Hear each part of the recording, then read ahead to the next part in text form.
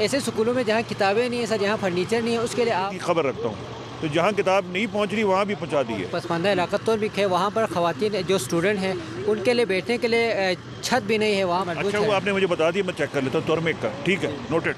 कितनी ज़रूरत है। आज मैं खपलों में गया था, वहाँ मुझे एहसास हो रहा था वहाँ ज़रूर। अगला नगर है, फिर हुंजा है, फिर मैं खपलों में आऊँगा।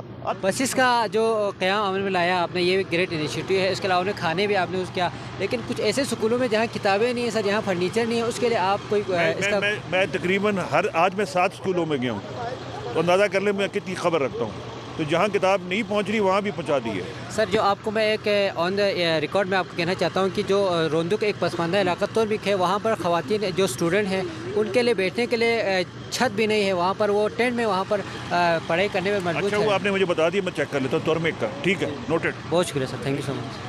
कितनी ज़रूरत है। आज मैं खपलों में गया था, वहाँ मुझे एहसास हो रहा था वहाँ ज़रूरत है। शिगर के वो डिस्ट्रिक्ट एडमिनिस्ट्रेशन मुझे बताएगी, तो उसके लिए भी अरेंज कर देंगे, रोकेंगे नहीं। अगला नगर है, फिर हुंजा है, फिर मैं खपलों में आऊँगा। आते रहेंगे जी कई। अब ये कारवां चल पड़ा है आगे।